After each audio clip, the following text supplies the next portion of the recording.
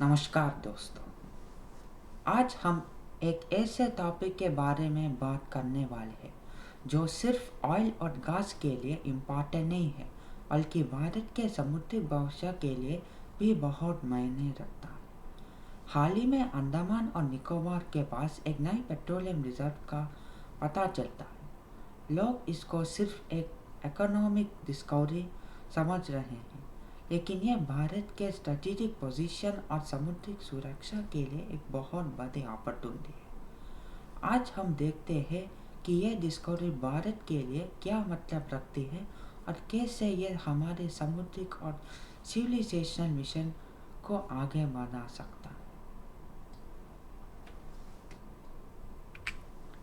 सबसे पहले कुछ बेसिक फैक्ट्स के बात कर लेते हैं। यह पेट्रोलियम रिजर्व अंडमान और निकोबार के ऑफशोर एरिया में मिला है।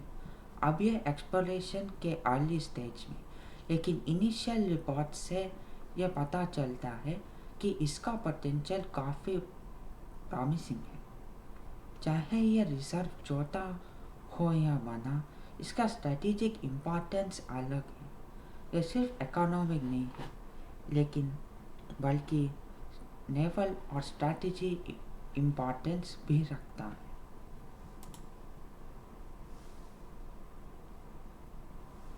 दोस्तों, आज भी भारत अपने क्रूड ऑयल का लगभग 50 से ज़्यादा परसेंटेज इंपोर्ट करता है।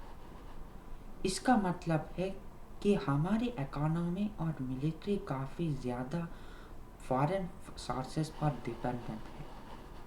अगर हम एनर्जी का कंट्रोल अपने हाथ में नहीं रखते हैं, तो हम अपनी फ्रीडम और इंडिपेंडेंस को पूरा तरह प्रोटेक्ट नहीं कर सकते।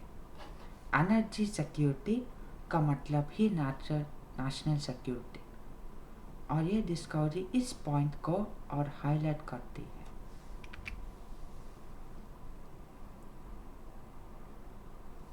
अब बात करेंगे जियोग्राफी की।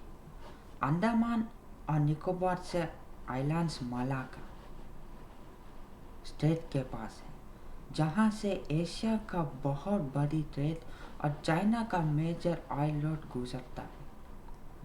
सोचिए, जो ये आइलैंड्स कंट्रोल करेगा वो ट्रेड और एनर्जी के फ्लो को इन्फ्लुएंस कर सकता है। ये आइलैंड सिर्फ आइलैंड्स नहीं है, ये भारत के समुद्रिक फार्ट है।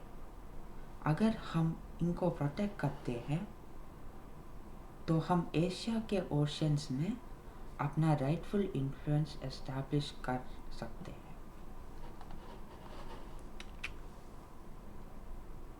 अब बात करते हैं अपॉर्चुनिटीज की। अगर ये रिजल्ट सिग्निफिकेंट है तो भारत को अपना इम्पोर्ट डिपेंडेंसी कम करने का चांस मिलेगा। इसके अलावा यह फिशरीज, शिपिंग और रिन्यूएबल सोर्सेस के लिए भी ग्रोथ का चांस लाएगा। फंड्स जो एनर्जी जनरेट होंगे उनको शिप्स, लॉजिस्टिक्स और नेवल इंफ्रास्ट्रक्चर के डेवलपमेंट में इन्वेस्ट कर सकते हैं। इससे हम एशियन और इंडियन ओशन रीजन में अपना स्ट्रेटेजिक बार्गेनिंग पावर भी एस्टैब्लिश कर सकते हैं, स्पेशली चाइना के इन्फ्लुएंस को बैलेंस करने के लिए। पर हर अपॉर्चुनिटी के साथ रिस्पॉन्सिबिलिटी भी आती है। अंडमान के इकोसिस्टम बहुत फ्रेजाइल है और यहाँ के ट्राइबल कम्युनिटीज जैसे ग्रेट अंडमानीज और ओंगे के साथ केयरफुल प्लानिंग करना ज़रूरी है। चाइना या दूसरे एक्टर्स इसको चैलेंज कर सकते हैं, इसलिए हम अपनी नेवल रेडीनेस और स्ट्रेटेजिक फॉरसाइट को स्ट्रांग रखना होगा। और डोमेस्टिक लेवल पर कुछ भी लोग सिर्फ इकोनॉमिक इशू समझेंगे, सिविलाइजेशन और स्ट्रेटेजिक इम्पोर्टेंस को इग्नोर करेंगे। हम इसको एजुकेट करना होगा। दोस्तों, भारत हिस्टोरिकली एक मैरीटाइम सिविलाइजेशन रहा है। चोलास का ट्रेड और नेवल एक्सपीडिशंस, गुजरात और विजयनगर के पोर्ट्स, मराठा नेवल फोर्स जैसे सिंधु दुर्ग, ये सब हमें याद दिलाते हैं कि हमारे एंसेस्टर्स समुद्र के मास्टर थे, लेकिन हम कुछ वक्त के लिए ये कंट्रोल खो दिया। अब ये डिस्कवरी हमें याद दिलाती है कि समुद्र हमारे लिए सिर्फ ट्रेडिंग रूट नहीं है, बल्कि हमारी सिविलाइजेशन ज्योग्राफी का पार्ट है।